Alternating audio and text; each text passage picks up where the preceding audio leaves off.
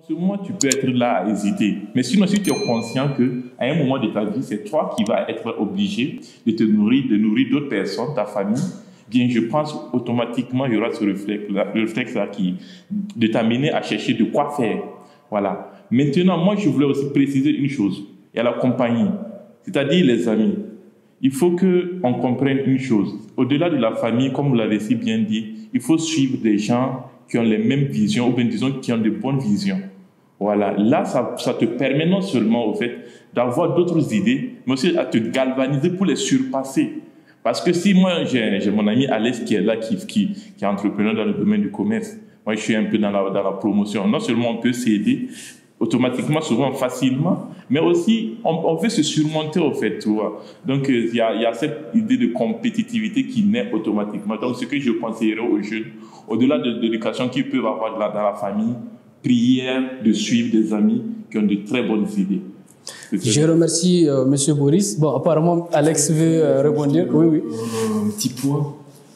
Vous savez, les jeunes d'aujourd'hui, il y en a beaucoup qui peuvent entreprendre. Mais comme je dis, manque d'éducation. Je vous donne un exemple. Vous voyez, les jeunes d'aujourd'hui sont beaucoup influencés par les iPhone 12. Tout à fait. Tout jeune rêve d'avoir un iPhone 12. Et ce qui est choquant, quand vous interprétez ces jeunes, vous leur demandez « Qu'est-ce que tu fais avec ce téléphone ?» Ils vont vous dire « C'est la pompe ».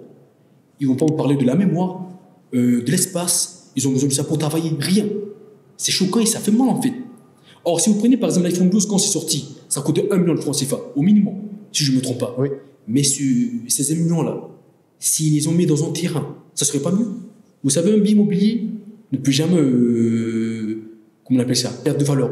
Sa valeur augmente toujours. Exactement. Donc ces jeunes-là, ils pensent toujours à court terme. Ils ne pensent jamais à long terme. Beaucoup peuvent entreprendre. J'en connais des gens qui ont commencé avec 50 poulets. Je dirais 25 000 francs CFA, qui sont à 400 millions de francs CFA en 4 ans. Bon, vous voyez, exactement. C'est extrêmement important ce que vous venez d'avancer, excusez-moi. Et malheureusement, ces jeunes-là qui veulent avoir l'iPhone 12, non seulement la finalité, qu'est-ce que vous voulez en faire et d'où vient l'argent? Si au moins, en fait, le jeune peut se donner les moyens de se procurer cet iPhone, c'est déjà un bon début. Mais en même temps, il compte sur quelqu'un d'autre pour l'avoir. Et vous voyez, c'est vraiment très choquant. C'est vraiment très choquant. C'est des dépenses inutiles.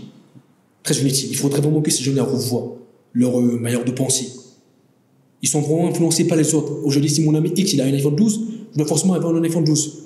Mais ces gens qui pensent comme ça, c'est des moutons. Ouais. Vous savez, les moutons, ils sont toujours ensemble. Mais le loup, il est généralement seul. Exactement. C'est pas parce qu'il a un iPhone 12 que je dois avoir un iPhone 12. Et quand vous prenez aujourd'hui les plus grands milliardaires d'aujourd'hui, c'est des gens qui sont vraiment très humbles. Vous les voyez, je prends par exemple le côté vestimentaire. Ils sont généralement habillés de façon très simple. Une petite chemise, une petite short, une petite veste, un petit pantalon. Mais quand vous prenez nos gens d'aujourd'hui, on veut être dans le Gucci, dans le Versace. Non, on peut s'habiller parfaitement à moyen coût. Effectivement. Quand je prends l'exemple de quelqu'un qui va payer un bic à 1000 $, or qu'il y a un bic qui coûte 2 $. À quoi ça sert? Et généralement, c'est les gens, excusez-moi pour l'expression, je veux dire, qui sont un peu pauvres dans la tête. Parce que vous savez, il n'y a pas de pauvreté en fait. Il y a un manque d'argent. Personne n'est pauvre, mais il y a un manque d'argent. D'accord? Et quand on a ce raisonnement, ce qui n'est pas bien, on a 1000 $. On veut acheter ce bic à 1000 $ parce qu'on veut montrer au monde qu'on a acheté un bic à 1000 $. Or, il y a un bic qui coûte 2 $. Il n'y a aucune différence. C'était pas comme si le bic qui coûte 1000 $, c'est un bic en diamant. Même stylo, même encre.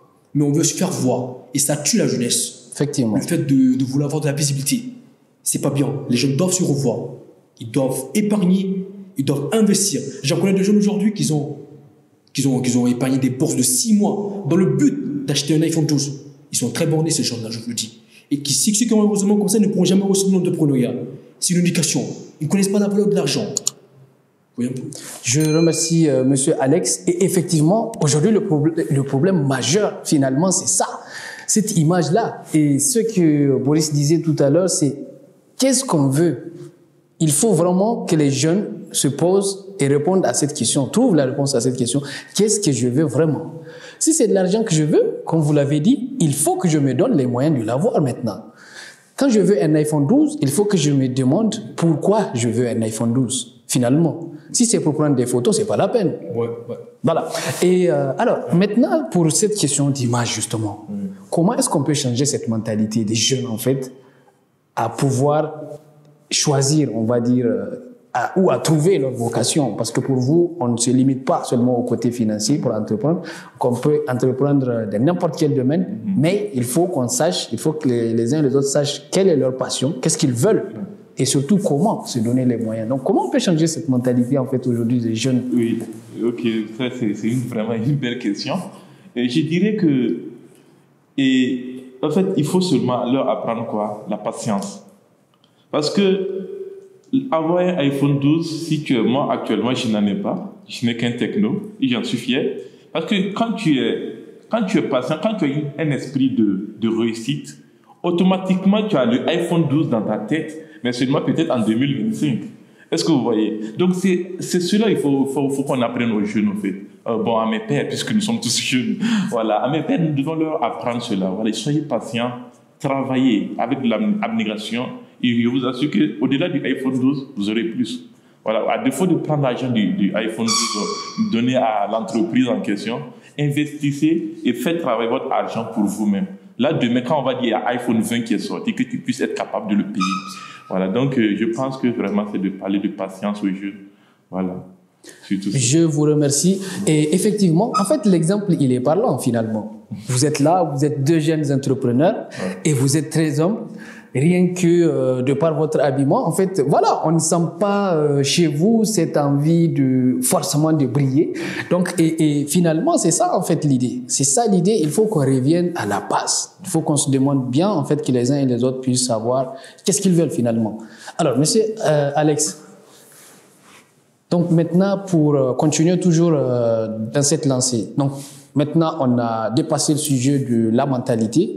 Alors, pour ceux qui veulent de l'argent, parce que vous êtes toujours vous dans l'éducation financière. Donc, comment en fait, comment concrétiser une idée, par exemple, pour ceux qui ont une idée? Alors là, je parlais beaucoup de l'imagination créatrice. Tu vois? Il faut d'abord que les jeunes sachent quels sont les besoins de la population.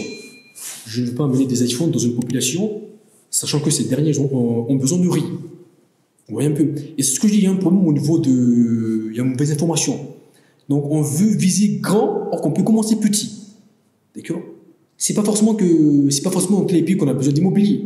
On a besoin d'agriculture dans certains pays, et d'ailleurs même dans tous les pays. Donc, on va d'abord les besoins de la population. De quoi ont-ils besoin ces derniers? S'ils ont besoin d'agriculture, on ne peut pas amener des téléphones portables, ça ne sera pas possible. Donc, il faut vraiment qu'ils soient imaginatifs. Alors là, comment créer maintenant l'imagination aussi, c'est quelque chose de très sensible, via la lecture des livres. C'est très important. Parce que l'imagination, c'est automatique. Quand vous lisez votre conscience. Effectivement. Tout le monde a cette imagination, mais tout le monde n'a pas cette capacité de la développer. Donc il faut être imaginatif. Tout ce qu'on a aujourd'hui, l'avion est imaginé, le téléphone portable, les moyens de transport ont été imaginés. Toutes ces choses ont été imaginées. Mais n'a pas d'imagination, il faut bien sûr se mettre au travail. Il faut concrétiser, étudier ses projets. Surtout. Quelqu'un qui commence à étudier son projet aujourd'hui, mais bien sûr qu'il soit en avance sur celui qui aura commencé à étudier son projet dans 5 ans. Effectivement. On voit un peu. Donc, ils doivent s'en sortir aujourd'hui. Commencer à travailler. Au lieu de perdre le temps, c'est des choses inutiles. Des choses qui ne les rapportent rien. Quand on parle d'entrepreneuriat, on ne parle pas forcément d'avoir de l'argent. Il faut acquérir de l'expérience et de la connaissance. Viser à long terme. On peut avoir le gain aujourd'hui à court terme, oui, mais après, comment ça va se passer? Et c'est le défaut. On veut mettre un projet en place aujourd'hui, mais on est pressé d'avoir de l'argent. Il faut être patient. Quand on sème un grain, c'est pas en un jour ça pousse. Il faut des années. Tout à fait. C'est pareil avec l'entrepreneuriat. Les jeunes doivent être patients, doivent être optimistes, ils ne doivent surtout pas procrastiner. Ils doivent avoir une étude du travail, une discipline.